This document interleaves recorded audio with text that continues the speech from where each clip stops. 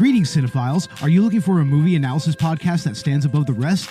Then look no further than Collateral Cinema, the only movie podcast that matters. We analyze good movies, we analyze bad movies, and yes, we also analyze the in-betweens of the world of cinema. So if you like what you hear, find us on Facebook, Instagram, and Twitter. And listen to us on Apple Podcasts, Spotify, Google Podcasts, and wherever you get your podcasts. And yes, my friends, we are 420 friendly. So when you listen to us, smoke it if you've got it.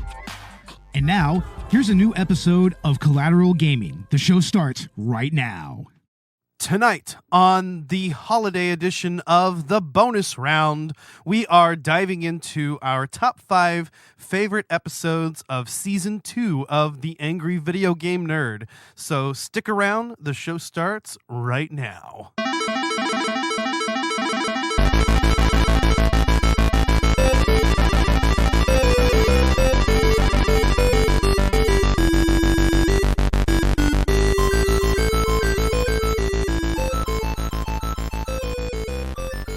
Welcome to Collateral Gaming Bonus Round. I'm Ashley Chancellor. And I'm Bo Maddox. And happy holidays.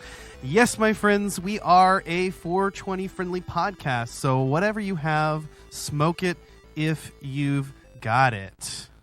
Absolutely, and I'm glad to be back on Collateral Gaming Bonus Round to celebrate our post-holiday edition. Yeah, it's kind of more of a post-holiday episode, but we technically never had a holiday episode on Collateral Gaming. Yeah, everything this season's been kind of late, but here we are. We're celebrating the holidays season by watching The Angry Video Game Nerd, as we have been. We do have a holiday special that's supposed to come out. I'd like to get that out this week, even if it's late. But for now, this is what we got. Last year, we did Season 1 of The Angry Video Game Nerd. So if you'd like to listen to our top 5 favorite Angry Video Game Nerd episodes from Season 1, you can go listen to that from last year. I think the year before that, we just focused specifically on holiday episodes. Yeah, and that was a fun episode as well. I believe that there is a playlist on YouTube with all of his holiday episodes. So I highly recommend around the holidays to go and watch that. I mean, it's just classic internet, you know? Hell yeah. And I mean, this whole thing started because, Bo, you, as we've mentioned on the podcast before, have sort of a tradition of watching The Angry Video Game Nerd around the holidays. So we've sort of brought that tradition into Collateral Gaming, and here we are. We're kind of making it a seasonal thing now. Absolutely, and I mean, there's so many seasons to get into with AVGN. But his earlier seasons, to me, I mean, they have the best flow to them. Obviously, I mean, a lot of people, they tend to comment on the quality of his newer material. It's like there was an era where it wasn't completely up to snuff, but nowadays, it does kind of seem like he's going back to his original style. I mean, if any of his more recent episodes can be, we can glean anything off of those. So yeah, and I mean, AVGN Season 2 feels very much like the Season 1 episodes, if maybe a slightly higher production quality. Absolutely. But in the interest of brevity, I guess we'll go ahead and get into our favorite Season 2 episodes. I'll start with you, Bo. Well, my first choice is, to me, quite possibly one of the funniest concepts when it comes to AVGN, and also one of the funniest guest characters as well. And that's, of course, Bugs Bunny in Bugs Bunny's Birthday Blowout. Like, I mean, not only is the game just a very, very, awful platformer and everything, but he uses this to just bring in quite possibly one of his funniest recurring gags, I mean, we see the Bugs Bunny character played by Mike Matei come in quite a few other times in later seasons. What's up, Doc? What's up, Doc? I mean, yeah, Mike Matei really leans into the obnoxiousness with Bugs Bunny. I mean, and recognizing rightfully so that that's kind of what Bugs Bunny is as a character. He's a very obnoxious, antagonistic person or rabbit, as it were. So, I mean, here you also have the fight between them, which is like you just see the nerd just kick the living shit. Yeah, it out wasn't of- much of a fight. It's kind of one-sided. The nerd is just beating the shit out of Bugs Bunny. And it's hilarious because throughout the episode, he even talks about, I mean, when he first sees Bugs and, later on, he's like, he sounds like he's excited to see him. He talks about him like he's one of the greatest cartoon characters of all the time, but he's just beating the shit out of him the entire episode, and it's great. Well, maybe it's kind of good to see Bugs as a character hoisted by his own petard a little bit, Just have some of that bullshit kind of flipped around on him. And it's hilarious, too, because it seems like the nerd is just, like, venting his frustration out of the game out on Bugs Bunny, who is just kind of sitting there just being obnoxious, but not being downright offensive. Not necessarily, no. But I mean, it's funny because I mean he comes back in the Crazy Castle episode, which is kind of a whole nother big production, and a pretty big production for AVGN and whatnot. But here, I just find this to be a very funny episode. It's got a great dynamic between the characters, and I mean, maybe I don't know if the joke gets played out in later seasons, but the first couple of times he does it is spot on. Hell yeah. Yeah, it's hilarious. I love the violence of it. I love how he does a fucking Shoryuken Exactly. on Bugs Bunny. Exactly, man. And I mean, obviously, like on any of the games that he reviews, that game looks like ass. Absolutely, like unequivocally. Also, why did the Looney Tunes characters like antagonize Bugs and like fight him and only to like show up at his birthday party? What a bunch of fucking jerks. Saying that they were playing like a bunch of weird tricks on him. Yes, funny tricks or whatever. Yeah. Okay, yeah, funny tricks. We'll put it that way. Yeah. We can go ahead and just kind of leave it there. But did you have anything else to say about this episode? No, not really. All right. Yeah. Well, that's all, fucks. Okay, there you go. Yeah, you can say that. That's all, fucks. Moving on to my first choice, or I guess you could say my number 5 choice. I don't know if they're necessarily in order, but I'm going to start with Die Hard, which is perhaps a little bit more pertinent to the Christmas season, as Die Hard is a Christmas movie. Absolutely, yeah. So it only makes sense to go into the game, which incidentally I have running on my PS Classic right now. We have it's on emulation. And I mean, from the looks of it, I mean, most of these old school isometric games, I mean, they can be a little tricky to really get into, especially on the NES, Mm-hmm. Because I mean, a lot of those, like Smash TV and whatnot, they were like dual stick shooters. That was the best way to do that. Because you can one joystick controlled your movement, the other one controls your weapons and where you're firing your weapons. Like another good example is Ikari Warriors. That's what that was in the arcade, but on Nintendo, of course, you have that limited control.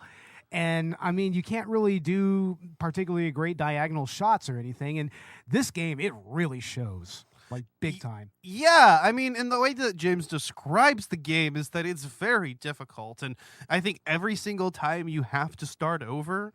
So it's just and you have to defeat every single enemy in the building, going up and down between floors with a very difficult to control scheme. And on top of that, there's a whole foot mechanic, which sounds interesting in theory. I mean, it does kind of tie into the movie with the fact that John McClane, was barefoot the whole time, and his feet got beat to shit, and he had to walk over glass. But when in practice, when you make that into a game mechanic and you don't do it very well, Yeah, exactly.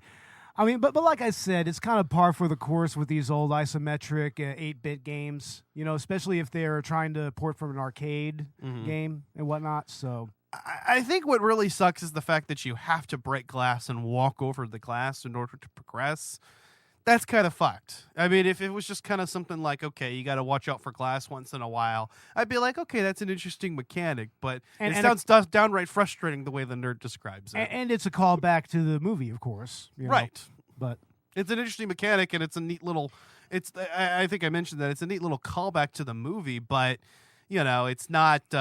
Yeah. What's funny is a lot of the things that he complains about in some of these games in a modern game seems like could be implemented reasonably well. But back in the day when you played a video game based on a movie, you kind of just expected to go through the action-heavy parts of the game and have a kick-ass time, Absolutely. And they tried to do this with this game, but, the execution is a little wonky. But as far as the episode itself is concerned, as an angry video game episode, I feel it's kind of pretty straightforward, really. Yeah. As straightforward as you can get with AVGN. It's a pretty standard AVGN episode. Yeah, but it makes sense to choose it for a holiday special, like you said. Die Hard is a Christmas movie. Yeah, and I think I like it because it's obvious that, James Rolfe is a big fan of the movie franchise, or at least the movie that this is based on. Like some of his other episodes where you can tell he's definitely a fan of the material. And so it sucks to see, a game based on something that you really enjoy just not execute very well. Yeah. And we do have to point out that at the beginning of this episode, the nerd totally points out kind of an elephant in the room, which is the similarity of the title screen and the logo to 9/11. Yeah, it's like the way that the Nakatomi building is highlighted. Looks like the Twin Towers for some reason. It's scarily reminiscent of it. Yeah, that's weird, right? When did this game come out? I think probably a year after the movie. Same year that the movie came out, I would imagine. That is kind of creepy. Yeah. I mean, I didn't figure it came out in 2001, but I'm just saying, just to point it out, that is a little weird. Yeah, definitely. But I guess moving on. My next episode is actually the first proper console review that AVGN did, and that's the Atari 5200. Now, in the first season, he did do the Power Glove, but that's a peripheral. Mm-hmm. You have to remember that. This is the first console review, and I do like the console reviews that the Angry Video Game Nerd does. Yeah, they are actually some of the highlights of his channel, of the Cinemassacre channel and whatnot. And, I like the flow of some of these episodes because it's it's just kind of going game by game and kind of going through a few different highlights. What's interesting about this one is that he doesn't even really actually get into any of the games proper because he can't get the thing to fucking work. No.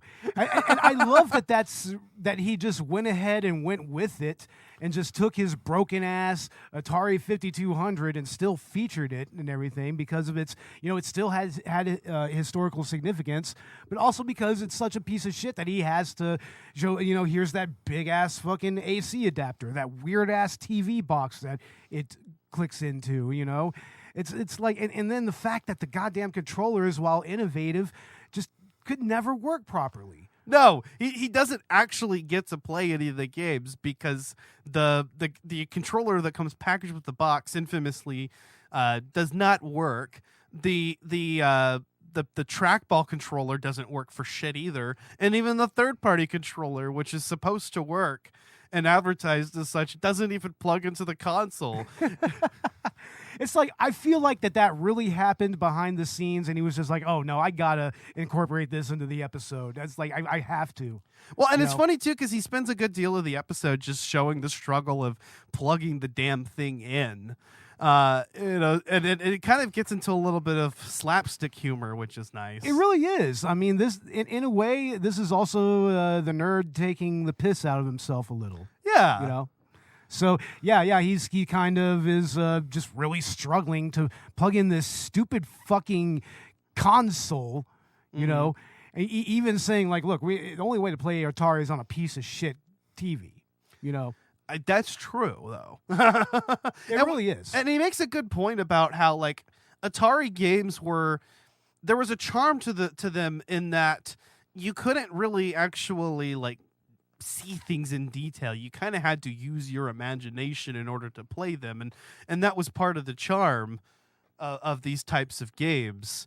And it's easy to kind of rag on it, but the Atari 2600 was actually kind of a hit and had sort of that feel to it. Unfortunately, the Atari 5200, in the words of the nerd, is a total piece of fucking shit. It absolutely is, man.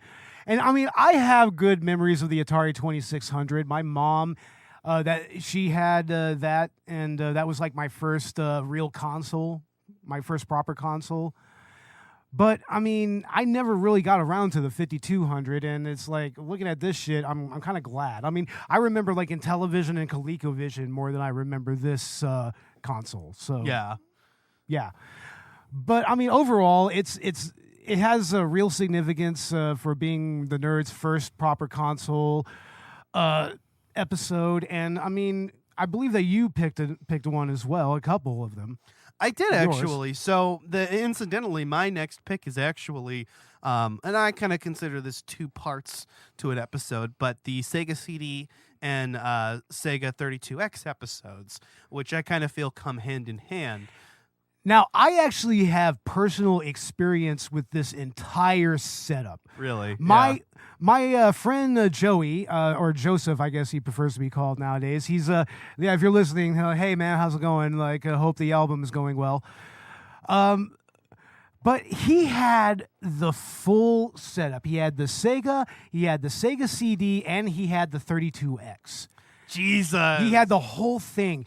And I remember sitting there looking at this thing. I'm just like, what the fuck is this, dude? It's like my 32X. It's like, why did you get this? It's funny because it's like DLC for consoles. That's literally what it is. And they were already actually developing a 32X console, the Neptune, that was supposed to be a little primer for the Sega Saturn. Which flopped. Which flopped in its own right because they did a really, really dumb thing by releasing it immediately after E3. Man, how did that happen? Because you went from the Sega Genesis, which is still fondly remembered. Some would even argue better than its competitor, the Super Nintendo. Well, what Genesis does, what Nintendo don't. I mean, that's exactly what they do. But you go from that to this series of peripherals, I guess you could call them. Or like add-ons that are not standalone consoles to the Neptune, which never released, and then the Saturn, which just completely flopped. Thankfully, the Dreamcast is still fondly remembered, but from what I understand, that was kind of an underrated release. Very underrated. I remember the Dreamcast release well. I mean, it was an interesting time because it was an interesting alternative too. Because I mean, the games on it were very playable. Very playable games. I've heard a lot of good things about the Dreamcast, which... Yeah, it had the first real MMORPG on a console with Phantasy Star Online. I mean, it had some passable ports of like Unreal Tournament and Quake and whatnot. Quake 2. Fuck yeah. It had a pretty good... I mean, I think that's where NBA 2K series starts. That's where that starts, and that became a very classic... sports franchise. So, I mean, Dreamcast was a real jumping off point for a lot of interesting games. But getting into the Sega CD, I think what's interesting about this is that the console touted this whole like full motion video thing, except it fucking sucked. It was this tiny ass little box that was surrounded by UI. And most of the games that the nerd shows off in this episode aren't really games as much as they are, kind of point and click adventures in between full motion video segments. It's pretty much the Philips CDI effect. Yeah. That's what it was. And most of those games were pretty much full motion video games. Well, and that's not to say that point and click adventure games aren't games, because they are, but I think during this era, that wasn't something you would have expected for a Genesis peripheral. And on top of that, I think it was that like a lot of these just weren't really all that interesting, and a lot of the gameplay was literally just watching these cutscenes that they were really trying to show off. Yeah, I mean, I remember Sewer Shark, and I remember another. It was another helicopter shooting game where you were in these helicopters, and you had to. I don't remember what it was called, but you had to shoot down other enemy helicopters. I remember it being very difficult to control the reticle properly to actually shoot the enemies. So some of the more interesting ones, the ones that look like they might be kind of fun, are the ones that are shooters. And even those just seem kind of blah. Like I played something like this, and it probably doesn't even control all that well. And interestingly enough, there's a game in this that he mentioned in this review, a Corpse Kill. I don't think it was Corpse Killer. Corpse Killer is another. No, it is Corpse Killer, I believe. Yeah. And It was such a shitty game that he couldn't even review it, and he eventually had to do a standalone episode on it. I'd like to see that because it was actually on Philips CDI as well. Okay, so yeah, it was a very interesting console. I mean, I remember it well, and I don't remember playing very many 32X games because I don't think that my friend Joey actually picked up any actual 32X games. Maybe Eternal Champions, but I just thought it was funny, like seeing everything put together, and all three of these like actually had AC adapters, so you had to have them all plugged in. There was no way you could do it with a single wall outlet. You needed a fucking power strip for that shit, and you needed another wall outlet, pretty much. Yeah, because you got to plug the TV and the Genesis and the Sega CD and the 32X. I mean, how much fucking power are you using here?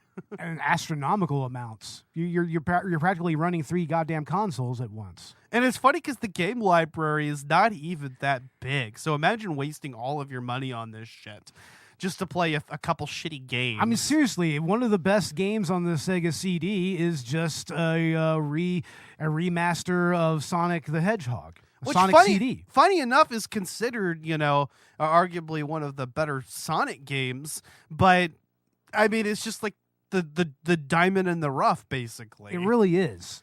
You know, and it's like you had to buy all this shit just to get it. You might as well just play the original Sonic the Hedgehog or any of the other early games on the Genesis. Yeah, absolutely. Yeah. But yeah, man, that whole thing is just a mammoth, and it's cool to hear that like you actually have kind of a personal experience with that, and you were able to see that, because that thing just is a monstrosity. You've got this fucking mushroom shit on top, and like I just want to know how many people actually fucking bought all of this shit. Well, apparently my buddy, besides your buddy Joe, like yeah, apparently he did. Yeah, that's funny. Did he pay full price? I don't know. Probably. I mean, his parents more or less got it for him. I mean, this is when we were all younger. I like it when the nerd says, I paid $2.50 for this at a flea market. I'm dead fucking serious. I'm pretty sure that they're a little more expensive because, the gaming market is kind of... nowadays, stupid. yeah. The gaming market is fucking stupid like that. I mean, we kind of looked it up. I remember looking up, how much it would cost just out of curiosity to get a CDI and be able to play that on original hardware. Not that I was actually considering doing it, but out of morbid curiosity, and I was like, oh yeah, that's unattainable. Yeah, no kidding. And that was a machine that was expensive for its time when it came out. Yeah. So it's even more expensive now because apparently people want to collect shitty games. So. Assuming that's around the same time frame, because I mean there was this era where they were really trying to push CD gaming, but it just wasn't there yet. At least not on consoles. I remember on PC, full motion video being pretty on point. Yeah. But that was if you had a good, expensive unit, and that was back when practically to get a full computer you had to do a credit check and shit, for the most part. You had to. That's what you had to do to get a computer back in the day. You had to you had to finance it pretty much. But I like the way that he ends one of these episodes. I don't remember if it was the CD one or the 32X one, but he fucking fires an arrow and explodes. That's the 32X one. Yes, I thought so. I thought it was the end of the whole sequence because I thought that was pretty funny. Like he just has a bow. Is that just one of his hobbies? He does probably archery. I would imagine. Yeah. I thought that was pretty cool. yeah, it's a nice compound bow as well. Reminded Very me of nice. what we did with Master of Disguise after we were done Oh reviewing yeah. that. Yes, definitely. That got eaten by a lawnmower, and I'm happy about that. Oh well, you're gonna be really pissed when you have to rebuy the movie for our Redux. I'm not rebuying that fucking movie. I will pirate that movie before I buy it again. Absolutely not. All right, but moving on. Moving on.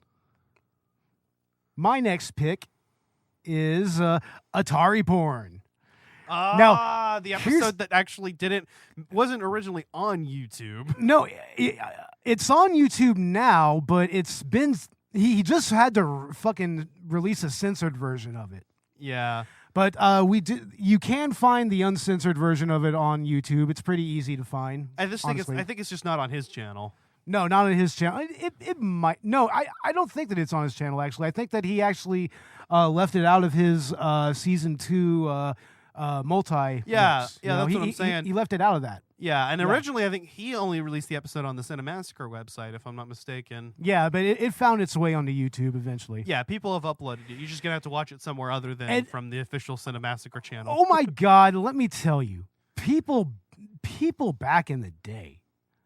What the fuck were y'all on getting off to Atari porn? I mean, I want to know. what like, the fuck? were these game devs just like really fucking horny? What's funny is that none of this really actually feels erotic. None of it does. Like I mean, it starts off with Custer's Revenge, which I mean is an infamous game. I mean, it practically needs no introduction. Really. Out of all the games on the list, it's the only one that I had heard of before and have considered doing at some point on the podcast. Yeah, I'm pretty sure it's pretty easy to find a ROM of that, and it's very easy to emulate Atari 2600. So yeah, it's a game that's literally about trigger warning, yeah, rape.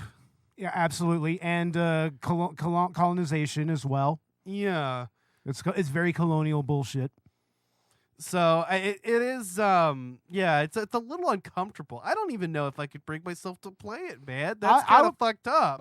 I'd play it, but just for historical purposes. Yeah. You know, because I mean, it is a moment in history. It's kind of like it would be funny. I'd play it. But. It would be funny to find one of the original versions of Grand Theft Auto San Andreas that you can access the hot coffee mini game. It'd be kind of funny to unlock it and play it just for the historical purposes, you know? Yeah. Because I mean that in and of itself was a real historical hot point for video games. You know? True, yeah. Yeah, and Custer's Revenge is just one of those like what the fuck moments like you hear about and you're like, wait, this existed? It absolutely did. And the dude has a full like pixelated hard on and everything. Oh, all these games they have penises that are just like flopping with every movement. What's funny is that all these games fail as games. They're very simple, rudimentary games, even for the time. One of them is literally a Berserk clone, but it's like a woman, like if supposedly they're banging dudes, or the other way around. It's Bachelor Party and Bachelorette Party. Yeah. That's what they're called. Albeit shoddily executed. Very shoddily executed. Very badly. Or what was that one game where the naked dude is making a bridge to get to fuck the princess? Oh yeah, that one. Yeah, what was that? And then there's that literal prostitution simulator. It's literally Christ. a prostitution sim on the Atari. It's like, what the fuck, man? I don't know. I think the point of these games was kind of just shock value, just kind of a wow, like. Well, it's like, yeah, look what we could do with video games. Remember, this is supposed to be a family entertainment. Yeah, I mean, and there's the flip side of that where people started making illegal Bible games and shit. Yeah, that's the flip side of it. Absolutely. What's funny is that the Atari port is actually legal. The Bible games were illegal. They were illegal as fuck. The porn games were actual porn. They were actually made by legitimate companies. Anybody and could make everything. a game for Atari and you could play it on Yeah, it. yeah, exactly. It was kind of an early open source model. It really was, And now you look at Euro games now, and it's just like, Wow, it did not lead to great things, did it? No, but I mean, who hasn't gone to wetpussygames.com? I mean, you Let's have be real. but you do have that straight line from Custer's Revenge to something like Rapeplay, which is like absolutely egregious. Don't ever play Rapeplay. Don't ever fucking look for that game. Don't fucking play it. It's awful, awful shit. Like, I mean, Custer's Revenge is quaint compared to that. Yeah. But yeah, this episode is funny though. It was a lot of fun. This episode was at least fun, you know, and it's why I wouldn't want him to do any more of those types of games again. Because, I mean, I do remember that. I mean, even back in the day, you could on Super Nintendo, you could get you can get like hentai image ROMs and whatnot, and you can look at hentai on Super Nintendo. If you look online in certain Super Nintendo ROM sites, you can find them. Hell yeah. But I mean, yeah, the early versions of these games were more funny than anything. Yeah. Even with the dodgy content, you know. Right. And it's just funny seeing like his reaction to all of this. It really is, and it's a damn shame that he had to fucking censor it. I know. God damn it. He had to release a censored version of his first season. Oh, yeah. And it's all because of the goddamn stupid YouTube algorithms. Oh, it's fuck the fucking, YouTube algorithm. It's fucking bullshit. It's like, I mean, it's why we have a cinema snob that barely cusses anymore. Mm. It's like, what the fuck, man? Yeah. The angry video game nerd cusses like a shitstorm. Oh, he still does, but that's because he has that he has the clout to do that. Yeah. But it's weird because you would think that the cinema snob would have that clout as well, but one might think, but you would think, you know. But it's also the TikTokification of everything, you know, how, you know, people like to use unalive instead of dead or, you know, and whatnot because TikTok's algorithm is really, really weird like that. Twitch too. Twitch as well. Yeah, it's also Twitch. Yeah. Yeah. It's like, come on, y'all. I mean, I understand, but I mean, come on. Come on, yeah. Come the fuck on. If you y'all. just have to substitute words, it's just stupid. It's honestly. stupid. And it takes the impact away when you need to use them. Right. You know, even for important shit. But anyway, yeah, Atari porn, if you can find the uncensored version, watch it.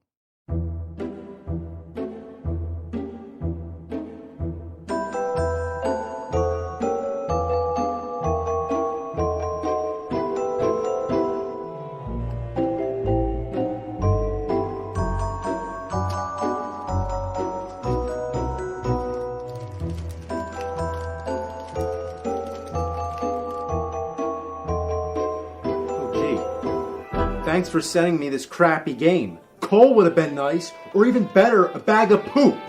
So thanks.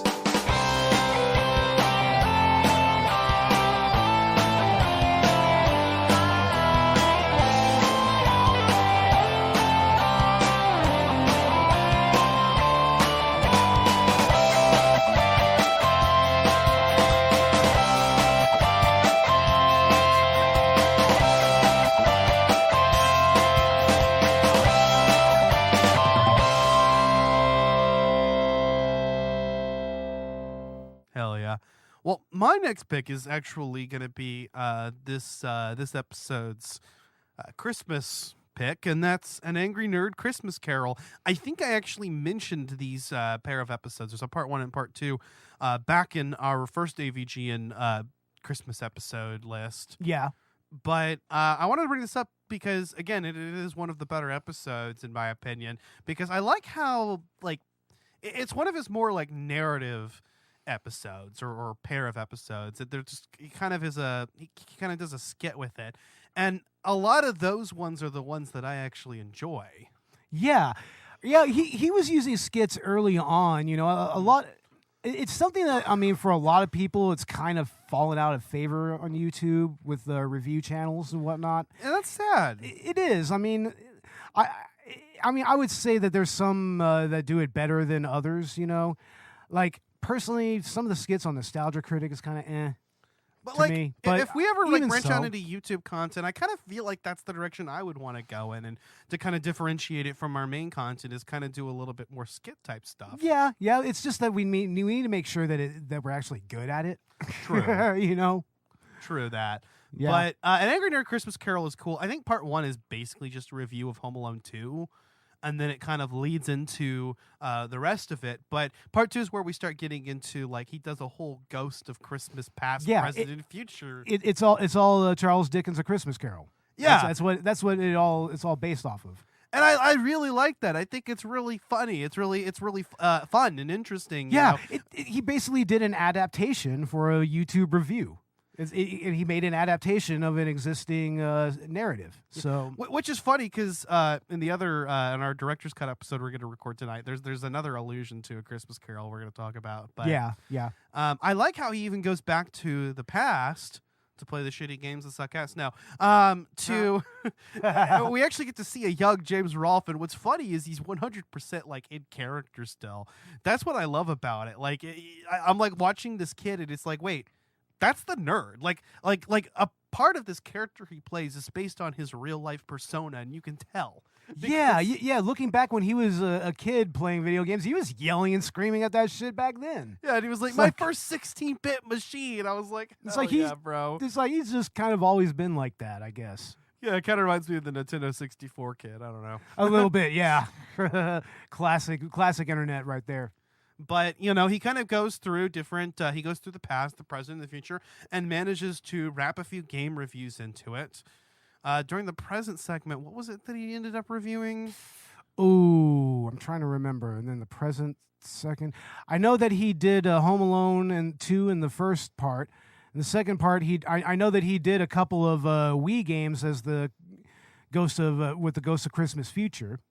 You know? Yeah. When we get into the future, that was actually kind of cool because he actually travels to the future, and it's like how he would envision like a future AVGN episode, and he's an old man, and he's reviewing the Wii as like a retro console and going through some shitty Wii games. At that time was a contemporary console when this episode released. Right. That's what I kind of assumed. Yeah. So yeah, it's him several years in the future, which is kind of in a weird way prophetic. You know, I mean, look at him. I mean, he's an old man doing the shit now. Oh, it was Shaq Fu. How yeah, can it was I forget? Shaq Fu. Shaq Fu. Yeah, which got a remake. How did that get a remake? I don't know. I guess it became a meme. Yeah. So that tracks. it's another one of those meme games. It's like when Morbius like tried to re-release in theaters because of the meme status and then flopped. Pretty much. Why is Shaq Fu a thing? Like, I just have to know. Like, because you just have to know how big basketball was in the 90s. Like, honestly, 90s was pretty much peak NBA. About as peak as you're going to get with basketball and popular culture, you know? So and Shaquille O'Neal was a huge part of that. I mean, Shaquille O'Neal was like a giant in the 90s, you know? And it was because of his stature and his personality and everything. And I mean, he got his own fighting game, and not a very good one. yeah. Not a particularly good one. No. But yeah, An Angry Nerd Christmas Carol, I think, is one of the more fun Christmas episodes. In fact, I like just the whole like Ghost of Christmas Past, Present, and Future skit.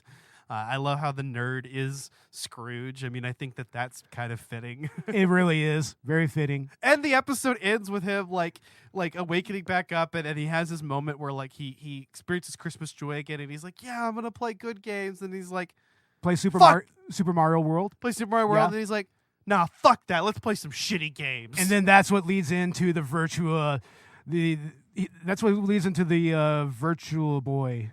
Oh yeah, shit. I think.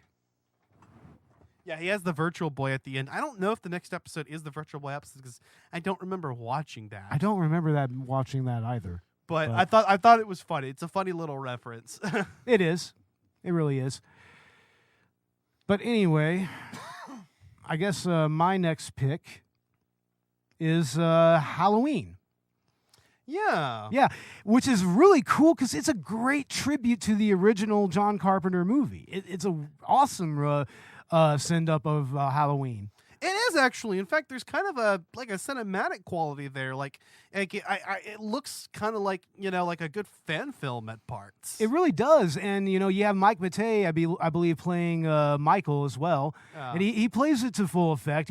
Plays the shape. He pretty much is the shape. Yeah, honestly, it's pretty good considering. This is a fun episode. It's kind of like a follow up to the Nightmare on Elm Street and Friday the 13th episodes he did in the previous season. Specifically, it's the second part of his Halloween special. He did the Texas Chainsaw Massacre Atari game, and then he did the Halloween Atari game, which is kind of an interesting game, actually, to me, because, for one, as a horror game, we see some early video game gore here. Mm-hmm. We have an early decapitation and an early... we even have a kid getting killed in this game, which doesn't even happen in the fucking movie. So it's like, holy shit, that game kind of goes hard a little bit, It does. Instead of getting to play as Michael Myers, which actually would have been cool, you actually get to play as Laurie Strode, except she's just identified as the babysitter in the manual, right? Yeah, she's just the babysitter. And there's an infinite number of kids, and the kids can actually fucking die. The game continues. Yeah, straight up spurting blood and everything. Yeah. Little old school Atari blood. Man, that's hard. Like I said, it goes hard. Yeah. For an early horror game. There's a lot more you could get away with when graphics just weren't so in depth. Yeah. When so much was left to the imagination, it just felt like you said, we have those straight up porn games, Exactly. Yeah. That was something they could do. This episode's also interesting too because he doesn't just talk about the Halloween game, right? He also talks about another Halloween themed game. Which was Frankenstein's Monster? Frankenstein's Monster, and also another, a haunted house game that was on the Atari. Where you play as, fucking Meatwad, right? Yeah, exactly. It's kind of almost maybe an early proto-survival horror, kind of. Yeah. Very early proto-survival horror, but... And the episode's kind of framed by this thing where the nerd actually has to babysit some kids, which is an interesting allusion to to Halloween, mind you. Exactly. But part of me also wonders if maybe he wasn't actually babysitting some a friends or family members' kids in real life. Yeah, and right. Just rope them into doing an episode with him. Hey, you guys want to do an episode on a shitty game? Yeah. Hey, y'all want to beat the shit out of a grown up? And those kids have fun with it. You can tell. Hey, if I was a kid, I would have. It's like, you mean I get to dress up like Optimus Prime and kick the shit out of an adult? It's like, I would have been down as a kid. Fuck. I would have been down dope. for that. You dope. You dope. And he makes them play. That smells like poop, you dope. That's not chocolate. That's poop. It's like, they're very precocious kids. Even when he's playing the game at their house, they're jumping in. It's like, you suck. And they're literally smacking him and shit. It's like, holy shit. I have a feeling they got a... He let them have a little leeway there. Yeah. It was like, nah, fuck it, just hit me. I think he really did, and I think that's one of the more charming bits of the episode. Is just that you kind of just see these kids kind of just get to be kids and exactly. Yeah, and the whole, like I said again, the whole episode is kind of framed cinematically, and it's a lot of fun. Yeah, it really is, and I really like the actual scenes with Michael Myers. Yeah. It actually encapsulates his character very well. Yeah, and if you ever wanted to watch Michael Myers play a video game, oh yeah, yeah, using the wireless Atari controllers. Yeah, which is pretty cool. Ahead of its time. Yeah, for real. And everything. But yeah, I really like it because it's a fun follow up to the other horror based games that he did for his Halloween episodes, and it's even just an entertaining episode outside of the review. You know? It really is. It's a lot of fun. But yeah, my next pick is actually this one. This one is kind of like my nerd moment, and I was really jiving with it. But it's the chronologically confused about the Zelda timeline episode. Oh no, here we go. So here we go. What I love about this episode is this is a pre-official Zelda timeline release. It's pre-Hyrule Historia piece of media that shows that the Zelda franchise did in fact have a running timeline. In fact, the nerd goes into detail, and I'm very familiar with what he talks about. I'm like nodding my head, like, yep, that's exactly how it went. Like, Nintendo, I know, hot take, Nintendo actually did have a running timeline of the Zelda series, and if you watch this episode, you can see that. There was always a timeline. It's just that Nintendo kind of always threw it to the back and didn't care too much about, game-to-game continuity, and was willing to sacrifice that for, a better in-game narrative, which often was sacrificed to gameplay at times. But I like how the nerd just kind of goes in game by game, and I've literally done this rant on the podcast, basically, like the same thing, just starting from, like the first Zelda game and showing like, okay, so Zelda 2 was a sequel to Zelda 1. Link to the Past was a prequel to that. Link's Awakening was a sequel to Link to the Past. And then Ocarina of Time is the prequel that is actually the backstory of A Link to the Past, telling the story of the Imprisoning War, and so on. And even getting into the split timeline theory, which, again, Nintendo didn't just shove that out at the last second. Nerds were arguing about this split timeline shit back in the day. I was there. And mind you, I don't know why there was a debate, because the split timeline was 100% a thing. I think it was confirmed in outside interviews, number one. But number two, the Wind Waker pretty much makes it explicit. Also, just conventional time travel logic. Come on, guys. There's no debate. There was always a split timeline. Nintendo added the third split later on. That's where they cobbled that together after the fact. Because as the nerd points out, it does kind of all go off the rails once you get to Wind Waker. Because yes, Majora's Mask takes place in the new timeline that was established when Link goes back to the past and prevents it all from happening. And we were led to believe that the original games were in the original timeline, the abandoned timeline. But then it turns out the Wind Waker takes place. And so then it's like, well, where did the original games take place then? Are they in the child timeline, or are they in the adult timeline? And then Nintendo after the fact was like, no, it's this whole separate thing. I think it's really interesting to see the nerd kind of like get into it and theorize and talk about like, about the series before that was established, because nobody really knew how it all fit together. And there were definitely games that were just kind of like, no one really cared. They were just kind of, yeah, this takes place at some point. It doesn't really matter. They're kind of standalone stories. Yeah. But here's my nerd moment. Some of the games do directly reference other games. So if you're one of those people that's like, oh, well, they're all just different games and they're all just retellings of the same legend. No, they're fucking not. The Wind Waker makes a reference to Ocarina of Time. They both exist. A Link to the Past makes a reference to Ocarina of Time before Ocarina of Time came out. Like, these games were connected. And I just thought it was cool to kind of see James kind of just go through that whole thing. Yeah, I can't say much about Legend of Zelda and its timeline or whatnot, because I've never been a particularly huge Zelda fan. I played through a few of the games, but I've never gotten that deep into it. So this episode was a good little primer for that. It's a good little primer for Zelda lore. But also it's good to see that even back then, James and Mike, they recognize, hey, in the end, he's still a nerd. This character's still a nerd, so he needs to have a moment to actually nerd out about shit. Yeah. So, that's kind of what that is. It's like, and there's a lot of those types of episodes throughout his run on YouTube. There's a lot of episodes like that. Yeah, and I think it's also kind of cool how he even kind of goes out and talks about some of the discrepancies. Like, why the fuck did Shigeru Miyamoto say that Link to the Past was at the end of the timeline? We all know that wasn't true. A Link to the Past was marketed as a prequel. It only makes sense as a prequel. Yeah, you just chalk that up to just bad memory on Miyamoto's part, probably. I really think that's what it was. I think he just misspoke. Yeah, he was just like, it's like, yeah, that's how complicated this shit is. Even the original creator is just like, wait a second, what here again? Well, because they developed each game as a standalone game. First, they started with the gameplay, tailored a story around that gameplay, because that's Nintendo's approach with Zelda. It's always gameplay first, story later. And beyond that, it's individual story first, then overarching story later. So first it's, how can we make a fun game? Then it's, how can we develop a good Zelda story around this game? And then it's, well, where would this fit in the timeline? And I think it's obvious that they do spend some time thinking about where each game takes place in the timeline. Yeah.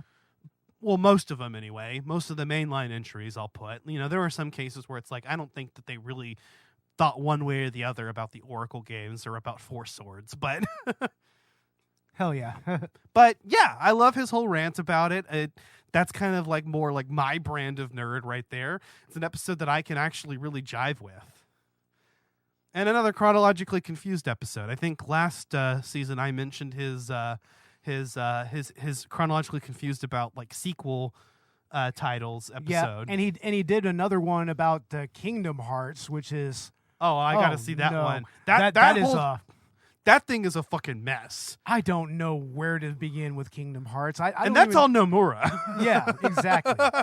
It's like God damn it, man. I mean, how convoluted can you make one series be? Jesus Christ. But anyway, my final choice is the Nintendo Power episode, and that's because it's really interesting that here, instead of taking on a shitty game and taking on a console, he's talking about a specific part of people's nostalgia about gaming, which is gaming magazines.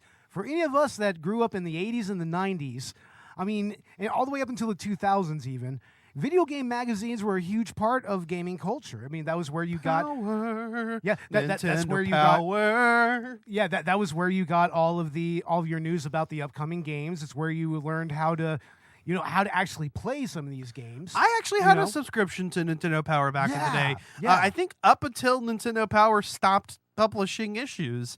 And I remember getting these once a month, I think. Yeah. It was a monthly thing. Yeah. At least when I was getting them, and I remember even like before I actually got into Zelda, I was reading about it in Nintendo Power, and that's kind of what hooked me into the series, Yeah, man, it's like that's a part of gaming that I really miss. Back in the day, is all the video game magazines that you could get. You can get official PlayStation magazine. You could get Tips and Tricks, Game Pro, Electronic Gaming Monthly. Oh man, I actually remember all of those.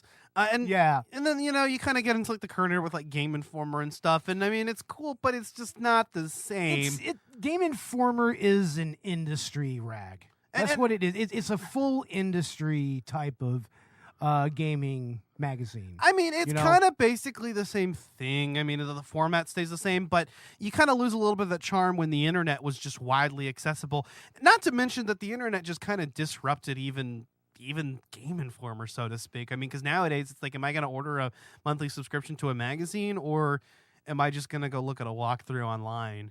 Exactly. But I mean, the Game Informer thing was just kind of roped into GameStop memberships. I think that's how they kind of. Yeah, I get it. Yeah, a lot of people that went to GameStop, they were the ones who usually had the Game Informers. I only got those because I was a GameStop Pro Rewards member. I think I still am, although I don't think they package the magazine subscription anymore. Probably not. But yeah, Nintendo Power back in the day was the shit, man. So I actually kind of jived with this episode. And what I won't be as in the know about though was just this era of gaming where like the internet did not exist. I mean, you just had to wait for Nintendo Power to come in order to learn cheat codes, in order to maybe even get through a certain part of a video game, or even to interact with other gamers on a national level. Yeah, because they would have the letters to the editor, and that was where gamers could kind of sound off about certain issues that they have, or maybe even just share random, they'd even shit post kind of. Like there's that one which was just Mike Tyson's punch. Like it was a recipe for a punch drink based off of Mike Tyson's Punch Out. So there were like literal shit posting, or that one really like specific what was it? That one specific letter where this dude basically talked about how many different combinations of what was it like? In a was it like Mario game? Paint or something? In Mario Paint, it was like all these different color combinations that you could come up with. This dude actually calculated it. This man was 100% autistic. This was fucking pre-internet autism right here, ladies and gentlemen. There's nothing else that describes this other than seriously, this reader being on the spectrum. And it's not a derogatory thing we're saying either. It's just very obvious. I am autistic. So. Yes, we have somebody who can actually verify that here. So yeah. So yeah, I mean, you could even shit post there. You can even send in jokes and whatnot. I mean, I remember even back in the day with Electronic Gaming Monthly, one of the things that they would have is envelope art. Like you could totally make a fan art of your favorite games or whatnot, and send it in on the top of the envelope, and they would feature it. Yeah. You know, which I mean, as kind of you could kind of see that a lot with a lot of YouTubers. I mean, there's still people who make a fan they make fan art of their favorite YouTubers to this day. So.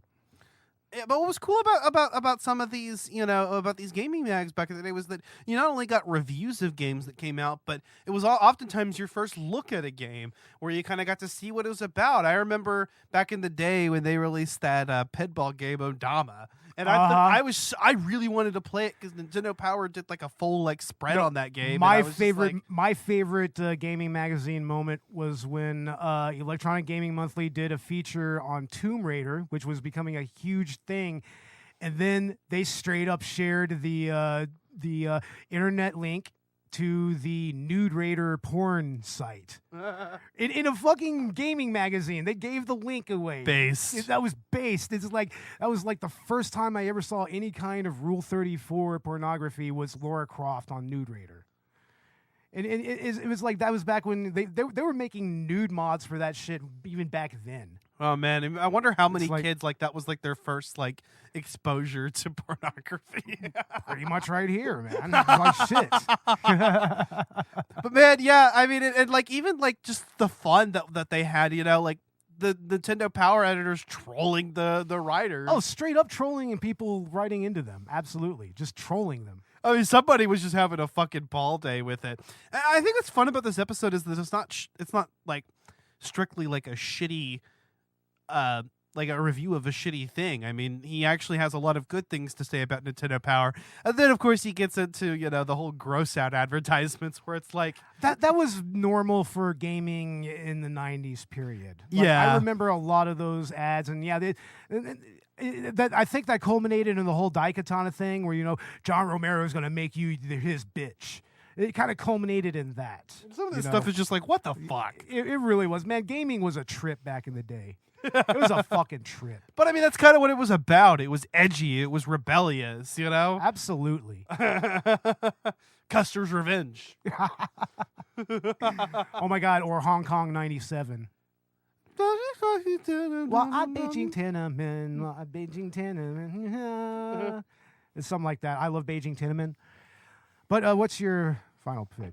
All right, so I'm going to go with the Spider-Man episode. Woo! The Nerd reviews a set of shitty Spider-Man games with the man himself, Spider-Man, who was played by Kyle, I believe. Yep, Kyle Justin, the actual composer of the Angry Video Game Nerd theme. Yeah, and they do a pretty cool bit at the end where the whole thing's a bit, but they do a pretty cool little rendition of the Spider-Man song at the end that's actually really catchy. It's catchy and memorable, and it's fun as well. It is a lot of fun. But yeah, this is another episode that's a little bit sketch-like. They do a whole bit with Spider-Man reviewing all the games with the nerd. Yeah, it's not unlike the Bugs Bunny's birthday blowout episode. Yeah. Not unlike that. Also, was Youngling actually a local beer at that time? Yeah, that's something we noticed is he Spider-Man rejects the Rolling Rock for what's a local brew, and it's Youngling. And if you know anything about Youngling, it's that's I think that it was bought up not too long ago, and it's a national brand now. You can find Youngling these days. So I guess that was a local brew at the time. Where does he live? I don't know. I want to say Midwest, maybe.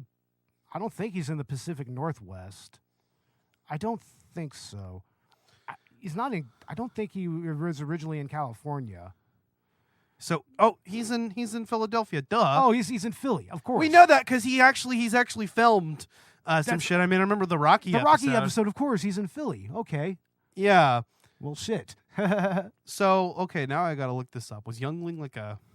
Yeah, was Youngling a Philadelphia local brewery back in the day? It is. Oh, well, shit. Pottsville, Pennsylvania. No shit. So that was the first time that we saw Youngling was in the Angry Video Game Nerd. That is fucking cool.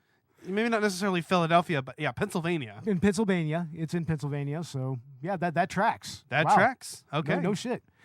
But interestingly enough, he only drank it for a couple of more episodes before he just went back to Rolling Rock. Yeah, I thought that was kind of cool, though. You know, It was, yeah. like I did notice that in like the few like succeeding episodes, he was still killing those younglings. Yeah, he was. And Youngling is not a half bad brew. It really is. Oh yeah, no, we've got some at home actually. We've got this like Hershey Youngling that my dad bought. You know, because I'm back home for the holidays, and I've been staying at my parents, and I was just sipping on these Hershey's Younglings. I had a couple of those because those are vegan. Are they? Yeah, they're vegan friendly. Oh man, so I should have brought some of them, man, because we were talking about, we're like, man, we should get some Rolling Rock or at least some Youngling for this episode. Yeah, but we got Busch Light instead. So I guess that's Texas shitty brew, you know, in general. But yeah, the Spider-Man episode is a lot of fun.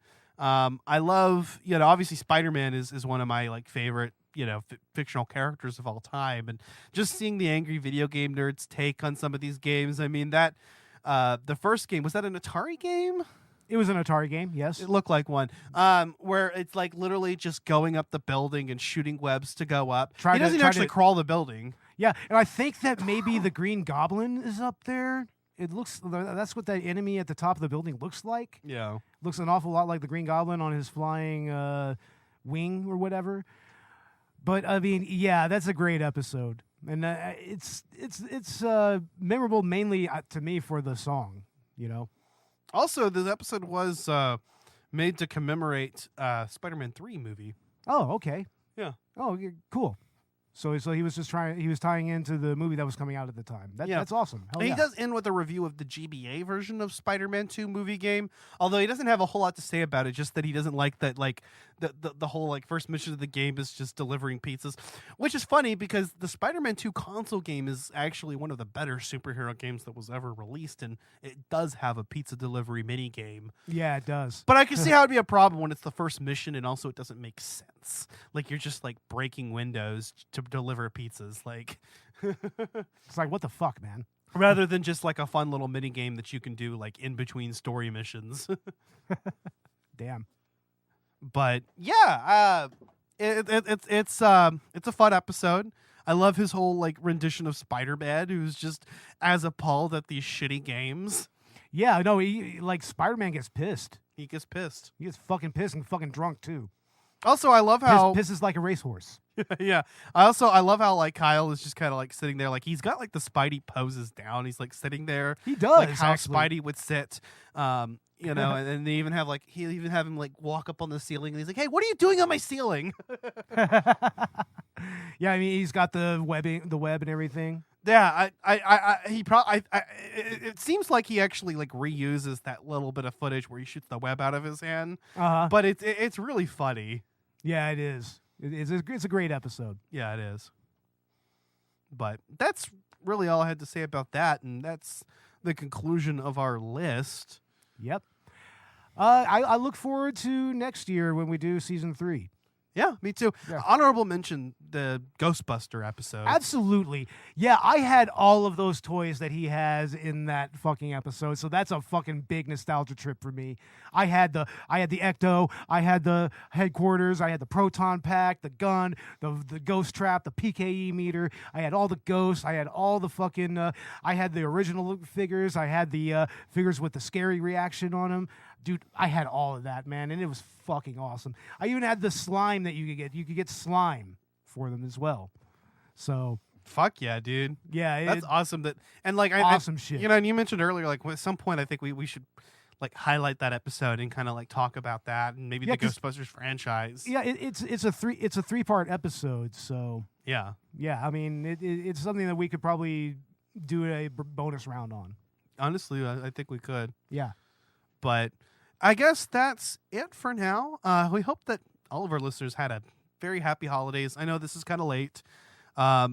This is more like a post-holiday episode, and I do want to get that Grinch episode out this week, and then finish up Zelda month, which is now no longer Zelda month, but bleeding in January. But we'll finish. It's no longer bad movie December, and we have one more bad movie to do. I was thinking about that. Like, yeah, we're playing catch up, but we should be done soon, and then Yeah, so stay tuned for, let's see, we did part 1 on Oracle of Ages, so part 2 will be Oracle of Seasons.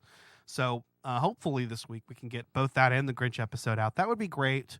Not going to make any promises. And then get into our January content. I know I want to do a year in review episode on both podcasts. Yeah, if possible, we could do that probably a little later on this month. Yeah. And we have quite a few things going with Collateral Cinema. We have our Director's Cut post-holiday special, which will be on another list of Adult Swim holiday episodes. So, yeah, check us out. We're doing the Boondocks, Rick and Morty's Anatomy Park, and Stroker and Hoops, I Saw Stroker Killing Santa Claus. Fuck yeah. In fact, we should be recording that tonight. So yes, right after we're going to be getting right into that. As for our January content, what I plan to have out this month is our 2-part episode on The Witcher 3. This will be my first time playing through the game. I've never played through any of the Witcher games. I haven't even seen the TV series. So that'll be fun to kind of get introduced to like this whole world. I have played just a tiny bit of the game so far, and I'm impressed. And, you know, it's the type of game that I would enjoy. Open world action RPG. Fuck yeah, I'm here for it. And then this month, I believe we're also supposed to be doing our anniversary special on Collateral Gaming. So I wanted to do a 2-part episode on Fable and Fable 2. So if we can get all that out this month, that would be fantastic. And then we can move on with the rest of the season. What's going on with Collateral Cinema? We will be doing The Wicker Man. The Wicker Man, right? Soon. We're going to do that with Dads from the Crypt. Mm-hmm. We're also going to be doing the Indiana Jones trilogy. That's going to be with Vern from Cinema Recall. And we should be doing a anime special with the Retro Anime Podcast on the Project A-Co series. So look for all of that and our 2023 wrap-up near the end of the month. Hell yeah. So find Collateral Gaming and Collateral Cinema wherever you get your podcasts. We'll have links in the show notes. Make sure if you'd like to support the show, then be sure to donate to our Patreon. You'll get access to exclusive video game commentaries and movie commentaries. And also check us out on Good Pods. Hit us up on social media, Facebook, Instagram, and Twitter. Interact with us in our Facebook group, Collateral Media Podcasts. And actually let us know, guys. What did you get for Christmas? Did you get any interesting games or movies? We'd like to know. Absolutely. But I mean, I didn't really get any games this year. I got you a game. Yep, the Cowabunga Collection. All the Teenage Mutant Ninja Turtles games on Switch. Hell yeah. Hell yeah.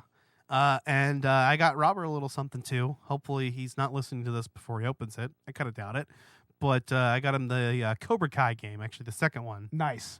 Because we went and we watched through that entire series when he was over. So I thought it was fitting. So I got my buddies some Christmas games. I might maybe buy myself something. As kind of like a post-Christmas present sometime soon, you know, maybe just kind of because I didn't really get any games for Christmas, so you know, maybe buy myself something. One of the games that came out this year that I really wanted to get to, I mean, Baldur's Gate is kind of a prime choice because it was Game of the Year, but I also really want to get the new Dead Space. I still haven't checked it out. Yeah, it looks like a cool game. I mean, I fuck with Dead Space. The first 2 games are incredible, and back when that episode came out, we were talking about like they need to do a remake, and then they did, and then it came out on PS5, and I didn't have a PS5 yet. Now I do, so. Well, there you go. But yeah, stick around for more content. Like I said, the Grinch episode, I'd like to get that out as soon as possible. If we don't get it out this week, I don't really see the point. So. Yeah. But yeah, that is the plan. But yeah, guys. Yep. So again, we hope you had a very happy holidays and have a very happy New Year. We're recording this actually on January 2nd, so very fresh for us. Absolutely. We just we're coming into 2024 strong. Absolutely. Looking forward to the rest of it.